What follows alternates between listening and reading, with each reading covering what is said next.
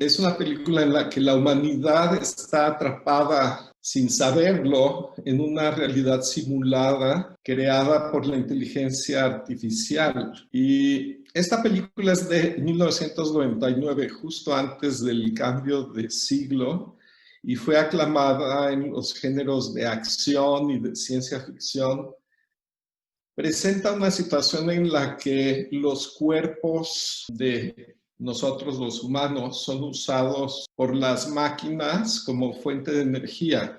Y esto causa una rebelión liderada por aquellos que se dan cuenta de eso, que están siendo sometidos a una programación externa. A mí me puso a pensar que se ha convertido en un ícono esta película de la ciencia ficción, porque funciona como alegoría de una interrogante permanente. Si somos creados y la realidad que experimentamos es creada, ¿por quién o por qué? Y también me puso a pensar que las respuestas más comunes que nos hemos dado a través del tiempo son básicamente tres: o Dios o los dioses, que somos creados por la naturaleza, o Stephen Hawking diría que somos productos puramente del azar. Él decía, para que se combinen el oxígeno con el carbono y el hidrógeno y el nitrógeno y todo eso, y formen la vida humana como la conocemos, o la vida del planeta basada en el carbono, el chance es de uno en no sé cuántos miles de billones. Pero también dice, pero es como ganarse la lotería y todos los días alguien se gana la lotería. Entonces, para él es simplemente cuestión del azar, que todo se combinó y fuimos creados. Son como las tres visiones, creo, que tenemos de dónde salimos. Y también me puso a pensar que en el siglo XXI las ideas de ser creados por la naturaleza o por el azar, esas dos, toman la forma de tres conversaciones. Todas de alguna forma hablan de ser simulados o imaginados o proyectados desde otro nivel que es más real que el nivel que nosotros experimentamos como real. El primero, el God Self o el Dios Ser. De las filosofías orientales antiguas, cada vez más integradas a la perspectiva moderna, centradas frecuentemente en la experiencia de la meditación, se deriva este concepto de God Self, que es que la creación del ser humano individual proviene de un yo superior que es escrito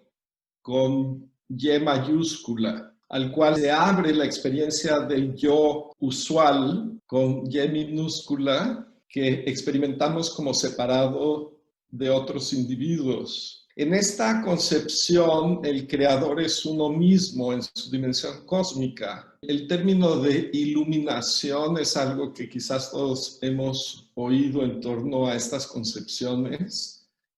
Es un cambio de locus de la conciencia del yo individualizado al yo cósmico. Y según esta concepción, hay estados de conciencia donde estas dos dimensiones coexisten, como cuando uno va despertando de un sueño. El que se da cuenta que está soñando es diferente al que uno cree que es cuando está soñando. Hay dos, el que sueña y el que participa en el sueño. Y algo así es el concepto de despertar a la realidad. Nuestra individualidad es concebida por el Dios ser o el God Self. La palabra concebida aquí me resulta interesante porque puede ser que el Dios ser nos imagina un concepto como en The Matrix o nos concibe físicamente como en el acto de concepción. Bueno, esa es una de las conversaciones que se vienen dando hoy en día y que podemos tomar The Matrix, llevarla a un nivel excelso, digamos. The Matrix es un poco más siniestra, pero podemos llevar la alegoría a ese nivel más excelso. Luego la segunda es la conversación sobre si nuestra experiencia de la realidad es producto de otro nivel de conciencia, no necesariamente divino. En el caso de la película, esta segunda es inteligencia artificial. En el caso de la película, son máquinas capaces de pensar, de planear y ejecutar sus planes independientemente del ser humano. Y vamos a hablar un poco de cómo esto ha dejado el campo de la ciencia ficción y ha entrado al campo de la teoría científica o de la especulación científica. Y el tercero es si somos una ficción holográfica, como una película en 3 dimensiones, donde no solo vemos y oímos, pero también tocamos y existe el gusto y el olfato. O sea, los 5 sentidos están involucrados en el holograma, que es como una imagen en el cine o una película en 3D que se crea por virtud de la luz que atraviesa esa película y se proyecta en la pantalla. Este principio holográfico también está siendo avanzado por la ciencia, por los físicos. Esto ya se sale de la ciencia ficción. Suena a ciencia ficción, pero no proviene de la ciencia ficción. Hablemos un poco más del segundo, la inteligencia artificial que va en desarrollo, que está emergiendo con fuerza exponencial cada día. En ciertos contextos ya es imposible saber si uno está interactuando con un humano o una inteligencia artificial, por teléfono, por ejemplo. La experiencia en la que uno se confunde todavía no está muy difundida, pero ciertamente existe en los laboratorios y en experiencias prototipo. La gran pregunta contemporánea en torno a la inteligencia artificial es si se siente como algo ser una inteligencia artificial. La inteligencia artificial solo opera y funciona de forma automática como un zombie, o eso genera la sensación de individualidad.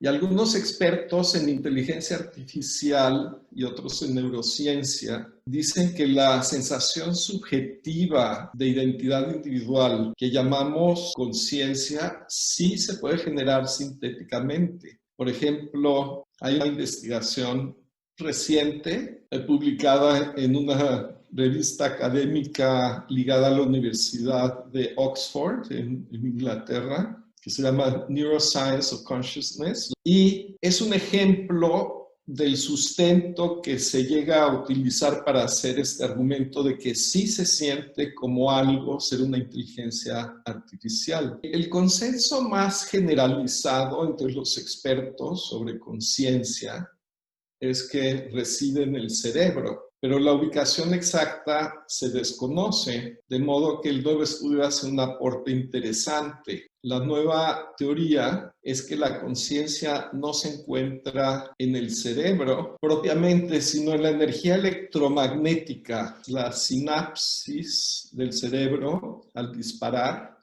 y mandar señales eléctricas entre ellas, generan un campo electromagnético, como lo crea un cable por el cual pasa electricidad. Pero el campo electromagnético global, digamos, el cerebro, este investigador está convencido que es ahí que reside la conciencia, no en ninguna parte específica del cerebro, sino en un campo global. Y él está convencido que esto señala la posibilidad de existencia o desarrollo de conciencia en futuros robots un poco más sofisticados que generen un campo electromagnético en torno a su proceso de inteligencia artificial, algo así. Nos lleva a preguntarnos si el ser humano es capaz de simular conciencia en un robot o generar conciencia en un robot. ¿Cuáles son las probabilidades que nuestra conciencia esté a su vez creada por otra inteligencia y que seamos una simulación? Eso es la premisa de la película, pero Hay un artículo en Scientific American que dice, bueno, si tenemos que preguntarnos si somos capaces de crear conciencia en la inteligencia artificial, si no somos nosotros a la vez producto de ese tipo de fenómeno, y salen con que el chance de que estemos habitando la realidad base, como dicen ellos, es solo el 50%. Hablemos un momentito de los hologramas, que hoy en día son de muy baja calidad, pero en algún momento la presencia de alguien podría ser indistinguible de un holograma. Y un holograma es una película delgada, igual como la película de cine, como era antes de que se digitalizara. Es diferente sus características, pero también cuando se pasa luz por ella ayuda a crear una imagen tridimensional. En todo caso, la pregunta que surge es si podríamos conectarnos con esa fuente de nuestra realidad, y eso haría que el proceso creativo se manifieste con más posibilidades. Y también nos acerca una discusión sobre los tipos de tecnología que podrían existir en el futuro para conseguir lo que siempre se busca con la tecnología: prosperidad, progreso, ya sea tecnología electrónica, nuclear, bueno, paz, a lo mejor ganando en una guerra como en la Segunda Guerra Mundial, pero en nombre de la paz y la felicidad y el progreso y la prosperidad, siempre va avanzando la tecnología. Nos preguntamos si a la luz de la intersección contemporánea entre neurociencia, biología, física y teoría de la mente, si es válido concebir que el siguiente salto de tecnología no solo esté basado en un entendimiento más claro de la realidad, de la herramienta con la que percibimos la realidad, nuestra propia conciencia. Hagamos una pausa para ver qué comentarios, si alguien vio la película. A mí me gustaría comentar algo. Una de las premisas que hicieron la simulación de la Matrix fue que al principio querían hacer una realidad completamente idealizada para los humanos, en la que no hubiera sufrimiento y todos estuvieran en paz, y entonces todos pudieran voluntariamente aceptar esa realidad y ser engañados por ella, pero después fueron identificando las máquinas necesidades humanas de tribulaciones. Por eso es que después tuvieron que encontrar problemas en el sistema para que los humanos aceptaran el ser utilizados como una red neuronal o como baterías o como lo hayan planteado. Pero identificaron así como las necesidades básicas de lo último que mencionabas, de tener paz, prosperidad y demás. Y esos también los insertaron dentro de la Matrix. A mí lo que me parece interesante de ello es que si vivimos en una simulación, ¿por qué seguimos teniendo problemas como seres humanos? Si es sencillamente para diversión del creador o del arquitecto, o si es sencillamente por una necesidad humana de tener un propósito. No sé qué es lo que piensas tú ahí al respecto. Como yo lo veo, el propósito de la creación es la creatividad misma. Hay un campo de pura conciencia que primeramente se percata de sí mismo, pero eso pone en movimiento todo un proceso dinámico, creativo, que tiene su propio placer, su propio propósito en su expresión creativa. Y la creación tiene dos aspectos inevitablemente. O sea, una vez que la semilla se manifiesta como una planta y luego como un árbol y como flores y como frutos, para volver a encontrar la semilla dentro, la creatividad es para volver a encontrar el origen de la creatividad en la manifestación de la creatividad. Esa es mi filosofía, que proviene de mi aprendizaje o de mi formación, digamos. Y como yo veo el asunto es, una vez que tienes una hoja, hay una parte expuesta al sol y una parte expuesta a la sombra. Hay una parte con luz y una parte sin luz. Y desde nuestra perspectiva, una parte es placentera y otra parte no la es. Y nos podemos preguntar cuál es el propósito de esa parte que no es placentera. Y creo que es una perspectiva muy humana, desde una perspectiva más neutral de la manifestación de creatividad. Hay procesos necesarios y hay procesos innecesarios. Hay una parte ante nosotros que es necesaria, deseables e indeseables, que simplemente son necesarias o inevitables en el proceso de la creación.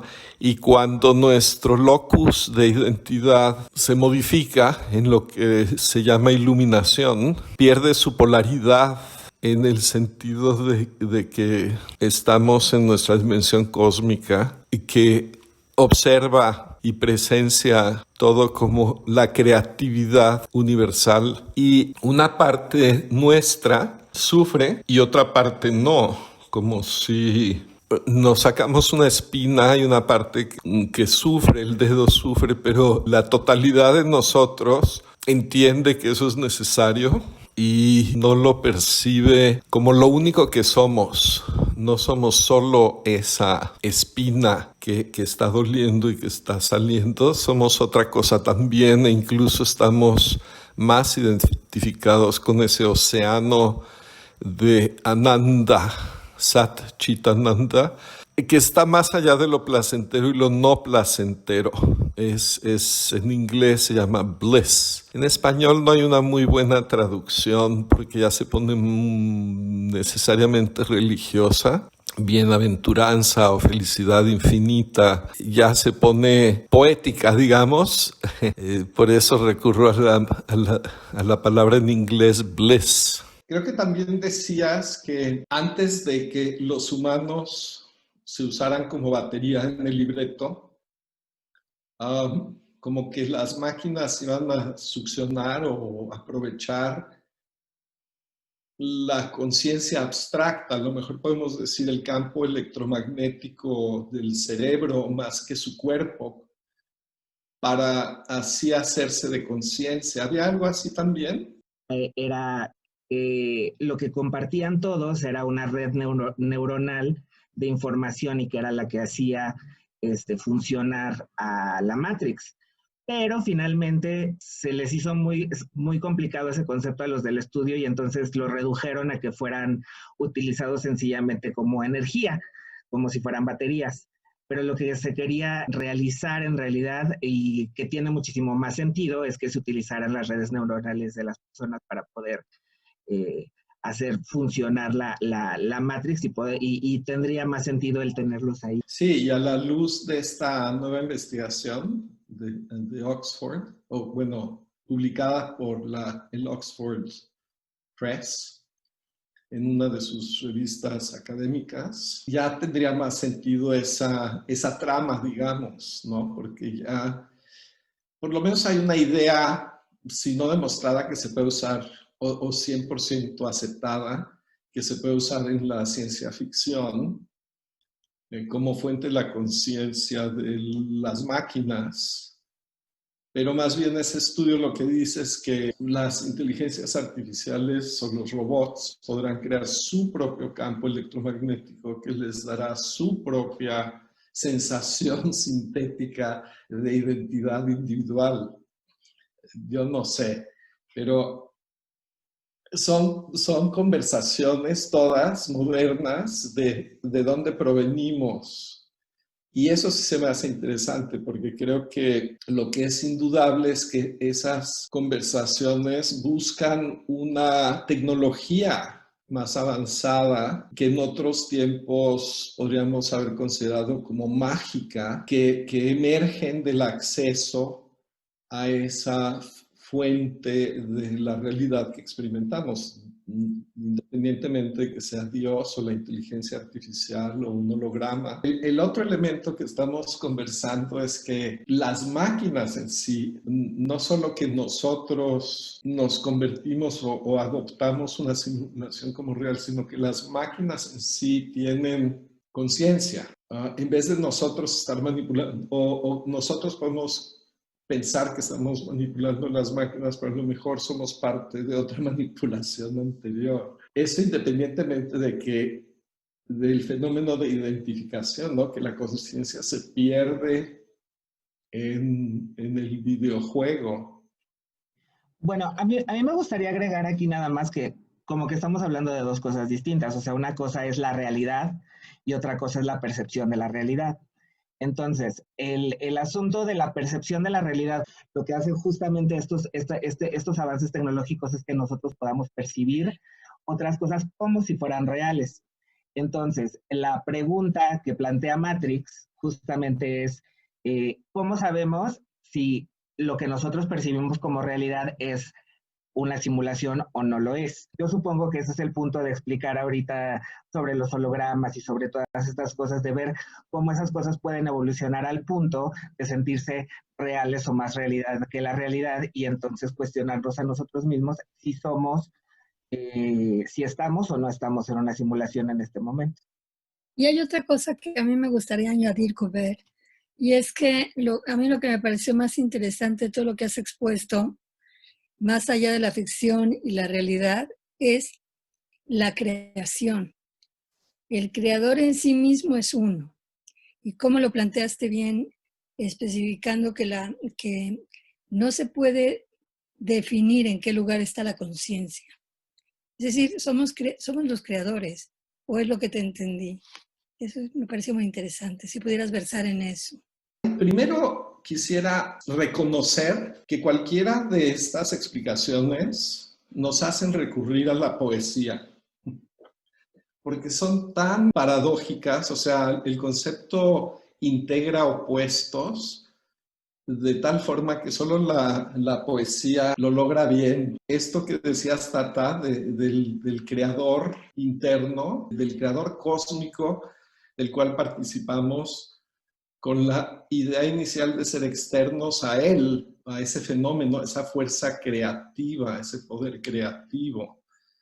Nos sentimos externos a eso. Y en la meditación, cuando alcanzamos el descanso en alerta, se dice que es un cuarto estado de conciencia y nos abrimos a la conciencia consciente de sí misma y nada más. Ahí estamos en el terreno de ese primer impulso creativo que, si queremos, le podemos asignar un carácter divino. Pero me llama la atención que descanso en alerta es una contradicción, porque conocemos el descanso del dormir, estamos inertes, conocemos estar despiertos como estamos ahora, pero el descanso en alerta parece una contradicción. También en la inteligencia, cuando hablamos de inteligencia artificial como creadora, la creatividad computacional también es una contradicción. Se ha visto que las inteligencias artificiales están creando poesía que legítimamente los literatos dicen que es original.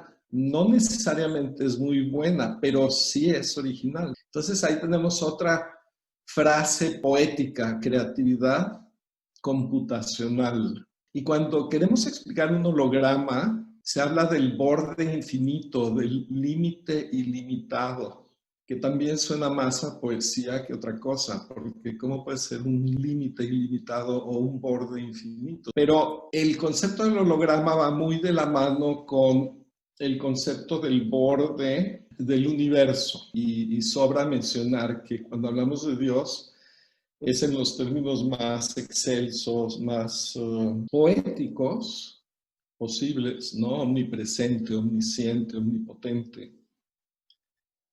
Pero veamos un poco cómo habla un físico, Matt O'Dowd, que sin querer intencionalmente ser poético, cómo describe el borde ilimitado del universo, y luego sí, de hecho, recurre al arte, plástico para tratar de explicar cómo es eso del borde ilimitado. Have you ever asked, what is beyond the edge of the universe? And have you ever been told that an infinite universe has no edge?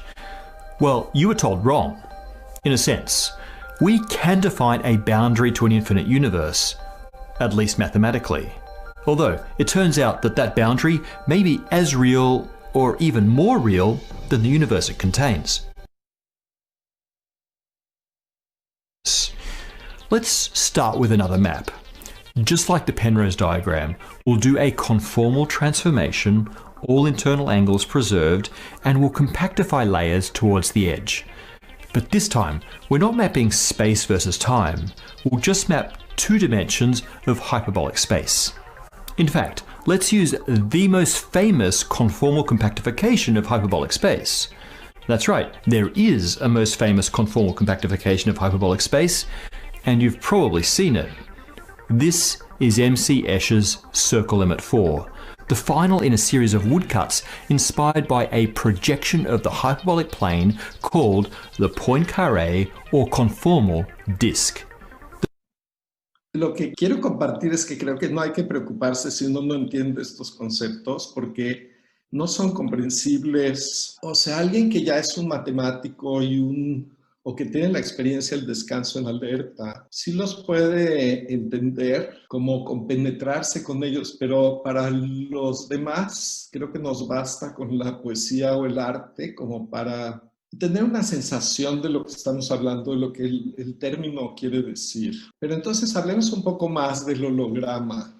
Es una imagen en 3 dimensiones que es una representación de algo, no es ese algo. El universo holográfico donde la información genera la experiencia de 3 dimensiones que llamamos real, no solo lo que vemos y oímos, sino lo que palpamos, olemos y gustamos. La diferencia de una película que genera imágenes en 2D, aquí tenemos la de 2D, representada al lado izquierdo, eso es como una pantalla. Y la 3D parece la persona, todavía no, pero pronto. Lo que quiero explicar un poquito, porque me parece absolutamente fascinante, es que la diferencia en la película que genera imágenes en 2D y la que genera imágenes en 3D es que, digamos que recortamos un pedacito de la película que genera imágenes en 2D, una película con Meryl Streep, y proyectamos luz. Bueno, a lo mejor nos termina mostrando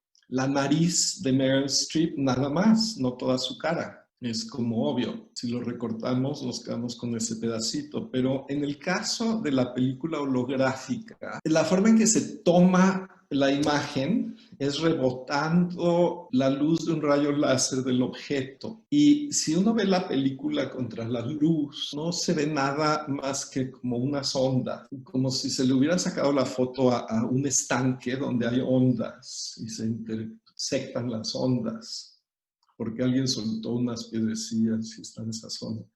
No se ve ninguna otra cosa y sin embargo cuando se pasa la luz por esa película se ve el objeto original. Ahora, lo fascinante aquí es que si recortamos un pedacito de esa película, no importa si nos quedamos con la mitad o 3/4 partes, se recrea todo el objeto, solo que en una resolución menor.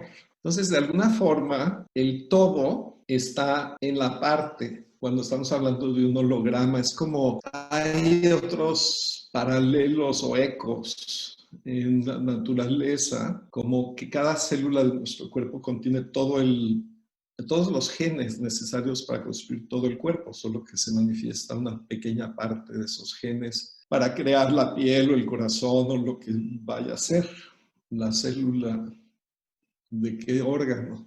Entonces, es interesante porque cuando los científicos empezaron a hablar del universo holográfico, citaron a William Blake, que dice que ver todo el mundo, todo el universo en un grano de arena, como que todo está contenido en el holograma. Ahora, el holograma es una película que se postula es de 2 dimensiones, está sobre la superficie de la burbuja que viene siendo nuestro universo, de ese límite ilimitado. Ahí está la película, en 2 dimensiones, está contenido todo el universo que experimentamos como en 3 dimensiones. Y bueno, quizás la pregunta más importante es, ¿quién creó ese holograma? Un holograma es como un disco, un CD que da lugar a una música que oímos. La música casi viene siendo como un efecto colateral y menos real que el CD. Sí, es una realidad menos tangible que el CD que la genera. A lo mejor la pregunta es, ¿de quién es la información a la base del holograma? Yo no la puedo contestar. Entonces, abramos nuevamente el foro a comentarios o opiniones de todas estas diferentes teorías del origen de nuestra realidad. He leído en diferentes fuentes serias que la conciencia no está en el cerebro nada más, sino que cada parte de nuestro organismo, cada órgano, tiene su conciencia. Una parte también tiene su conciencia, que no está en el cerebro exclusivamente. Sí, existe. Eso integra. Sí, esa conexión de cada punto con la totalidad de la creación, la expresión de esa inteligencia o el lazo de conciencia es amor. A veces hemos mencionado la definición de esa realidad base en ese estado de descanso en alerta como Sat, Chit, Ananda. Tiene 3 características. Es consciente, Chit es permanente, Sat, y es Ananda. Es una experiencia de felicidad, una experiencia de amor. Va de la mano inexorablemente con la experiencia consciente, solo que puede quedar como oculta por no estar muy avivada esa experiencia base, esa realidad base, al mismo tiempo que estamos teniendo otras experiencias. Y eso que dijiste de que hay conciencia en todo el cuerpo, incluso hay la teoría del panpsiquismo que dice que hay conciencia en todo. En una piedra hay conciencia, no la misma conciencia que en una rana, y en una rana no será la misma conciencia que nosotros. Y en una célula o en un órgano o en el sistema digestivo hay conciencia, pero quizás no es la misma conciencia como la experimentamos nosotros. Y yo voy a concluir con algunos pensamientos de las implicaciones sociopolíticas, porque cuando estamos aquí, alguien puede decir, sí, qué bonita discusión filosófica que tiene que ver esto con la vida diaria que se da en un contexto social y político. Yo creo que tiene muchísimo que ver. Quiero que oigamos unas palabras de nuestro muy querido Roger Penrose al respecto de un orden inmanente en la naturaleza, expresado por las matemáticas, que es independiente al ser humano. Se ha debatido mucho si las matemáticas son inventadas o son descubiertas, y él definitivamente toma la postura que existen, anteceden o son independientes al ser humano, a la mente humana. Y esto apuntaría a un orden en la naturaleza, o contradictorio con entender ese orden si así lo queremos entender como un orden divino. Pero lo interesante aquí para mí es que es un orden externo al ser individual, que también se considera externo o separado del resto de la naturaleza. Y esto nos permite entender el holograma como algo que existe antes de el ser humano y su conciencia y su experiencia de realidad.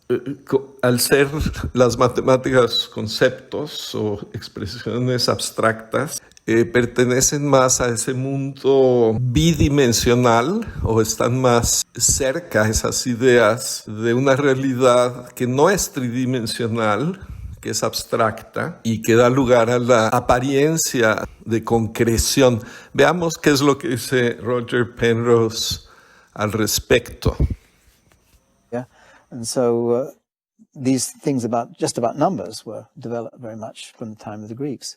And ever since then, mathematics has been a subject which you can study for its own sake. It has its own life, in a sense. And certainly mathematicians view it this way. It's something out there which seems to have a reality independent of the reality, the ordinary kind of reality, like things like chairs and so on, which are what we normally think of as real.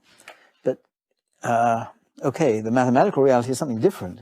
It's sometimes referred to as a Platonic world, a Platonic reality. And sometimes people have a lot of trouble thinking of that as real. I mean, philosophers worry about that and so on. What would that mean, a Platonic reality? Well, I think it's a different kind of reality from the reality of the physical world. I mean, I tend to think of there being different ways of looking at reality. There's the reality of our mental experience, which, okay, interrelates with the physical reality, but so then does the mathematical reality of this Platonic world, which gives reality to these notions. So if you like, mathematical facts, like there is no largest prime number, is it's something independent of ourselves. It's always been true. It didn't somehow become true as soon as somebody saw how to prove it. It's always been true. There are wonderful examples like And it would have been true if nobody had ever been proved around. it. Exactly, yes. And in a sense that had to be so, because if the physical world depended so precisely on these mathematical laws, I couldn't have known what to do in a certain sense if the mathematics hadn't already been there. I mean, ¿Puedo decir algo? Sí. Gracias. Mira, es que esto está bien interesante, lo de la matemática. Si la matemática demuestra que todo es verdadero, yo podría jugar o podría tentar con este pequeño juego de palabras que la matemática podría ser la misma Matrix, pensando o tomando en cuenta que como seres que creamos una propia conciencia. Yo veo la Matrix, esta película, como es una conciencia colectiva.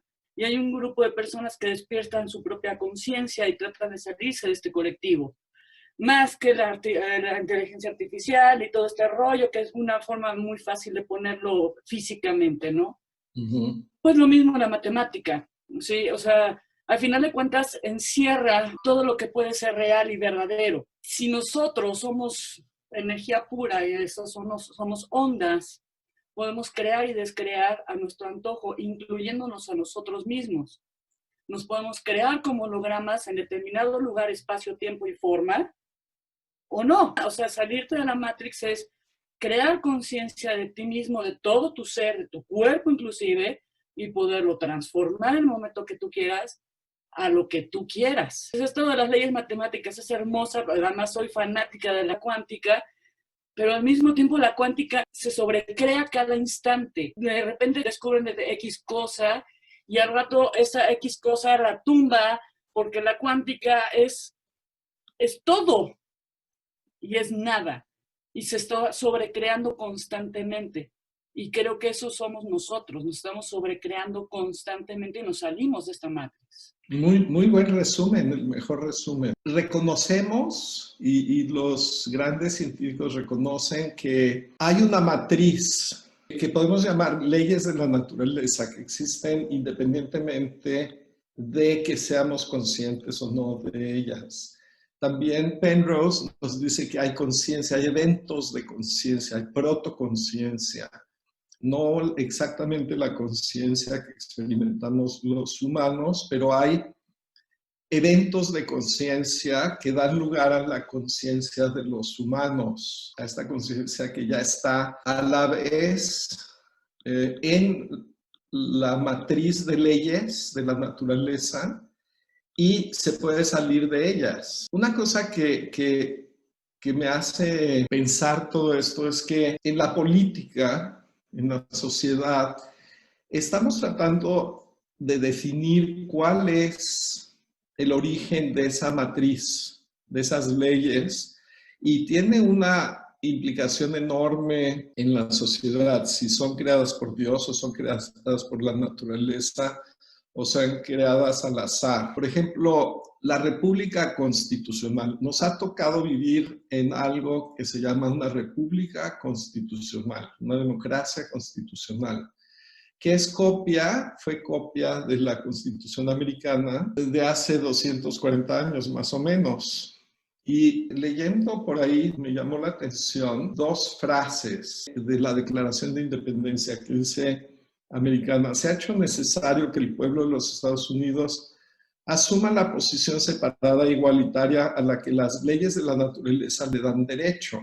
Leyes de la naturaleza, ¿cuáles? Con esa frase tenemos un puente a la democracia. Vamos a decidir entre todos cuáles son las leyes de la naturaleza, cuál es la matriz natural a la que todos nos podemos atener y respetar por mayoría de votos. Si las minorías van a tener los mismos derechos, va a haber un derecho al aborto, si va a haber libertad de culto, si cada quien va a poder venerar al Dios que quiera o a ninguno, o no. Parte de esta frase, las leyes de la naturaleza, pero si leemos, ahí hay unos puntos suspensivos, porque la oración real dice: se ha hecho necesario que el pueblo de los Estados Unidos asuma la posición separada e igualitaria a la que las leyes de la naturaleza y del Dios de la naturaleza le dan derecho. Me resulta curioso que se mencionen como distintas, que requiera dos menciones distintas, las leyes de la naturaleza y las del Dios de la naturaleza.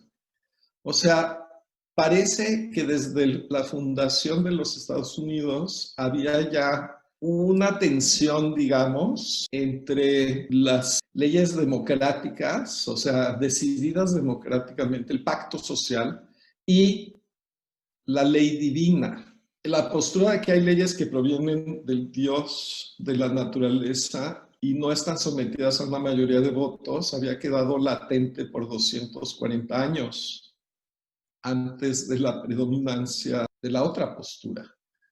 Con el fenómeno Trump, por paradójico que parezca, porque no es un hombre religioso, ha sido el frente de una cruzada religiosa y étnica que ha cobrado una fuerza formidable. O sea, la democracia no importa, somos un credo particular y una etnia particular, y la creencia en una ley divina que nos la dan, que viene a través de un canal específico que prohíbe ciertas cosas y permite otras cosas, la que ahora quiere salir a la superficie. Y hay todo un relajo porque el pacto social es un pacto de verdad. O sea, todos decimos que la verdad es que todas las minorías, todas las religiones tienen derechos iguales a la mayoría en una sociedad democrática, pero ahora este pacto social, pacto de verdad, está siendo fragmentado en subpactos de verdad.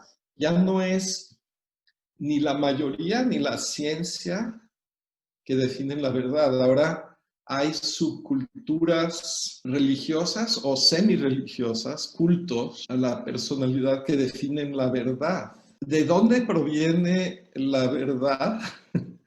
¿De dónde proviene la realidad, digamos? Es bastante importante y estamos en una época bastante confusa, digamos. Así realmente existe una base de realidad o no, o simplemente no existe. Para Penrose es la conciencia o el entendimiento, eventos ubicuos de protoconciencia. Para la cultura védica, el primer evento en el universo también es un evento de información en el que la existencia se informa a sí misma de su existencia. Estamos viendo que varias tendencias son llevarnos a una realidad base, que es una realidad de conciencia, pero no conciencia ya en la matriz, sino que antecede inclusive a la matriz. Y bueno, no estamos resolviendo la pregunta de cómo es creada la matriz, ya sea un holograma o una inteligencia artificial, o el individuo aparentemente separado del poder creador original, pero por lo menos estamos llegando a la conclusión de que vale la pena tomarse la pildorita roja y buscar la verdad, porque nos da poder. El acceso al nivel primordial de realidad hace nuestra experiencia menos limitada, más permeable a otras dimensiones o experiencias y más poderosa. Y cuando María Elena habla, es claro que está hablando de su propia experiencia. No es solo un concepto, sino que hay una experiencia también que se está filtrando los conceptos. Y es por esa comunión, digamos, con la verdad base. Una tradición plasmada en la tradición del yoga. El yoga en el occidente se entiende como ejercicios físicos de estiramiento, pero la palabra yoga quiere decir unión o integración. Yo diría es la integración de ese yo con Y minúscula, con el yo con Y mayúscula, o podemos decir integración de la pura conciencia con la conciencia expresada como leyes de la naturaleza, como matemática y luego como física. Ese tipo de integración es abordada en lo que se llaman los Yoga Sutras de Patanjali. Sutra es como un hilo, como una sutura.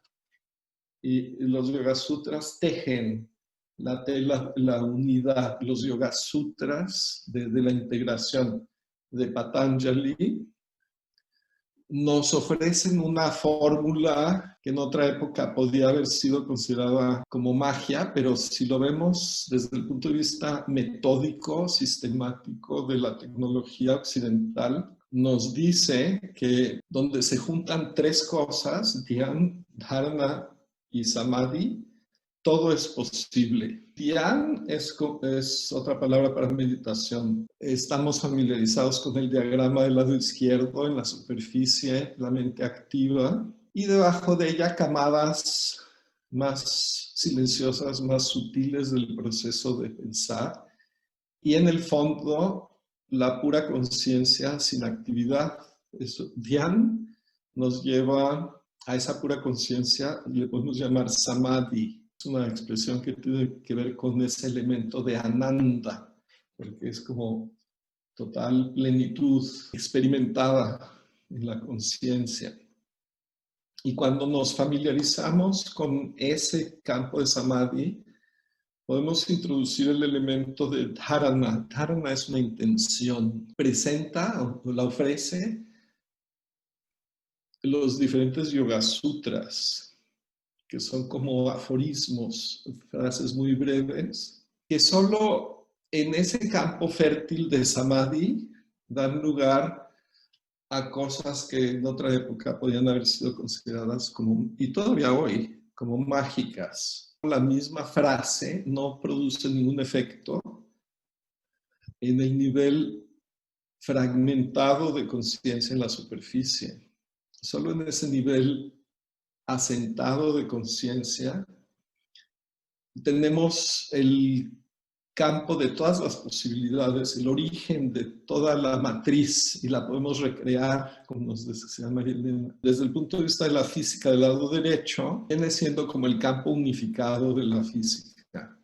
Ya hace 100 años la física había identificado 4 fuerzas y campos fundamentales: gravedad, electromagnetismo, la interacción débil y la interacción fuerte dentro del núcleo del átomo. De ahí se puede explicar todo lo demás que sigue para arriba, la electricidad y el magnetismo, obviamente, como si fueran diferentes. Y toda la física, de ahí para arriba se expande el árbol de la física, pero de ahí para abajo, conforme han ido pasando los años, se ha ido unificando. De 4 pasamos a 3, cuando el electromagnetismo significó con la interacción débil en el entendimiento matemático. Y luego hubo otra unificación y quedó solo la gravedad de un lado y todo lo demás del otro. Y curiosamente, este principio holográfico promete salvar esa brecha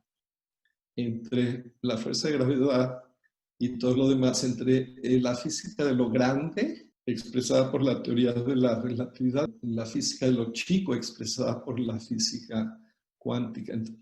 Y desde el punto de vista de Patanjali, que obviamente él no tenía ese lenguaje, podemos reconocer que en Samadhi nos entrega acceso al campo unificado de todas las leyes de la naturaleza, desde el cual todo es posible. Para mí, The Matrix es como un vaticinio. Muchas veces el arte vaticina el futuro, y aunque lo hace de una forma oscura a fines del siglo pasado, la premisa fundamental de que podemos accesar todas las posibilidades de la conciencia, creo que es un vaticinio real y positivo, que no es nada oscuro, sino luminoso. El mensaje en el fondo, yo concuerdo, que es lo que decía María Elena, nos podemos rehacer. Escuchando las opiniones de varias personas, me llama mucho la atención como este comentario que se hizo sobre que una cosa es la experiencia de la realidad y otra cosa es la realidad.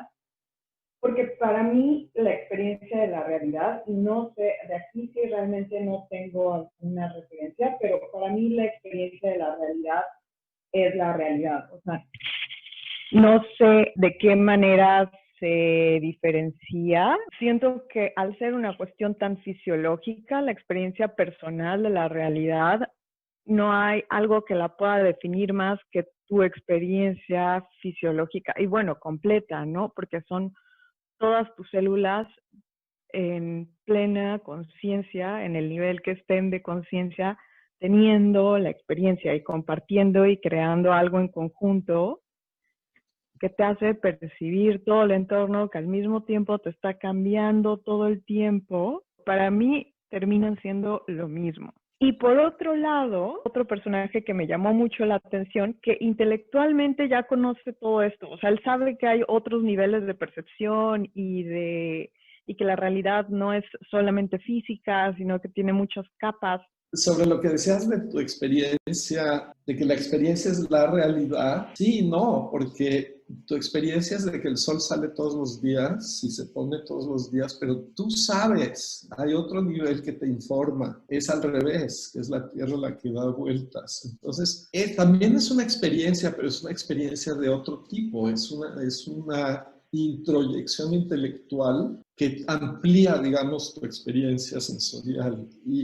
Y sí, si uno tiene lentes de color verde, pero sí puedes tener lentes verdes y que todo se vea verde y saber, entender, vislumbrar, aunque no sea tu experiencia, que hay otros lentes. Que a lo mejor hay lentes más objetivos o lentes más luminosos, que no le dan una sola tinta a nuestra realidad. La confianza de que sí, somos parte y podemos operar desde el campo de todas las posibilidades. A la vez es un proceso para avivarlo más, afianzarlo más en nuestra conciencia. Pero sí requiere una eliminación de tensión, de un arraigo a la tensión, un dejar ir de la tensión, que tiene su elemento fisiológico. Por eso, descanso en alerta. Propia fisiología. En ese descanso en alerta hay otro tipo de ritmo metabólico, otro tipo de bioquímica, hay otro tipo de